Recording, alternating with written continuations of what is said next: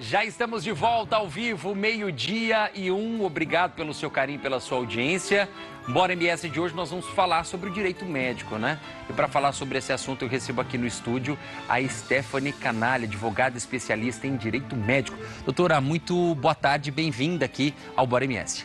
Boa tarde, Bruno. Muito obrigada pelo convite. E a gente tem vários assuntos em pauta sobre saúde aqui essa semana, né? Aham. Eu venho trazer aqui um assunto muito importante, né? Com certeza. A gente debater, inclusive, doutora, já vou começar trazendo o último caso que ganhou bastante repercussão aqui em Campo Grande, que foi de um pai que acionou a polícia para ir até a UPA do Coronel Antonino, alegando que omissão de socorro, né? E hoje, inclusive, eu estava numa entrevista na Massa FM, junto com o presidente do Sindicato dos Médicos, e ele me disse, falou, olha, Bruno, na verdade, não houve uma omissão de socorro. O que houve foi que a médica colocou essa criança, não tinha onde colocar essa criança, acomodá-la, colocou numa cadeira, e o pai se sentiu ali, né, indignado com a situação, acabou chamando a polícia. Foi dado, de fato, a voz de prisão para a médica, mas a prisão não aconteceu, né? Eles conseguiram resolver num bom diálogo.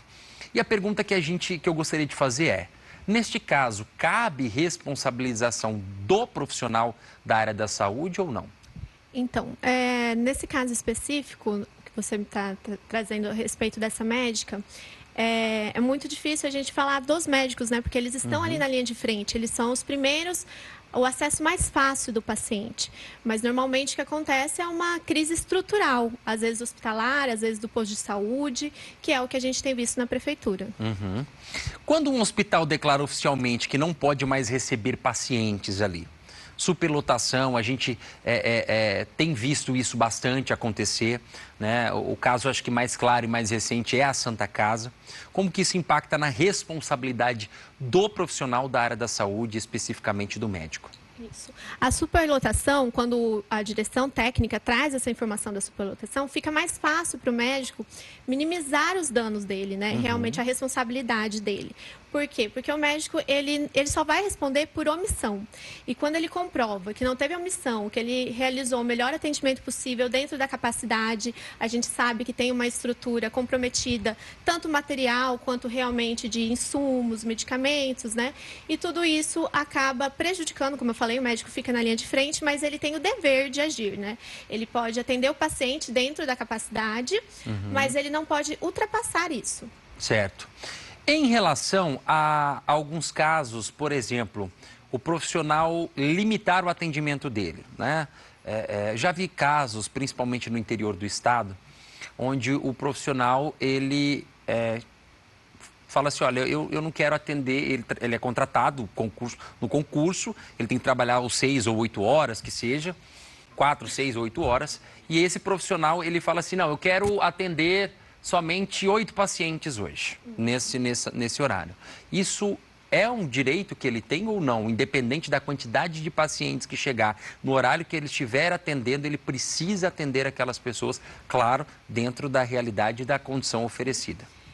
Nós não temos por lei uma limitação de quantidade de pacientes, então ele não pode impor esse número. Se ele conseguir atender dentro da saúde, da sobrecarga de trabalho, 40 pacientes, né, que é quase impossível, mas sendo ali às vezes uma consulta mais breve, tudo bem. Ele só não pode colocar em risco a saúde do paciente e a dele.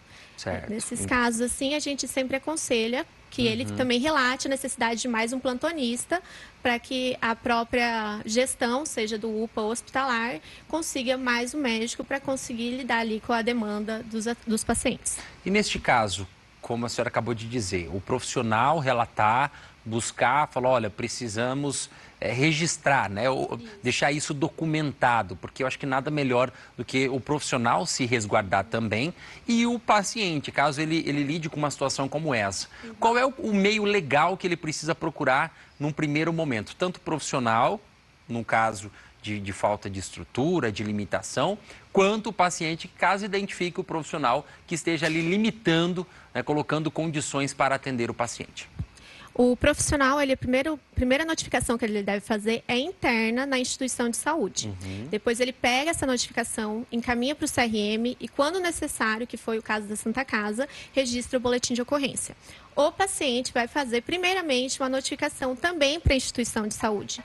No caso, realmente, de ser uma situação mais grave, aí sim registra o boletim de ocorrência. Ele também pode levar ao Conselho Regional, mas é obrigatório, é dever do médico que ele sempre leve para o Conselho Regional. Entendi.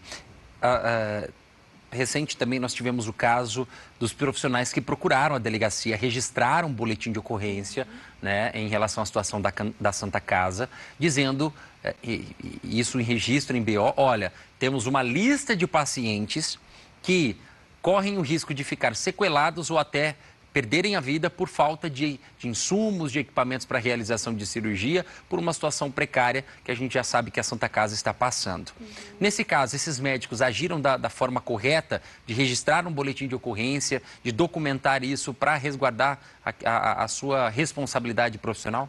Com certeza, né? Além de ser melhor para a defesa do médico, ele está realmente conseguindo assegurar de alguma forma a segurança jurídica, né? A defesa dele ali.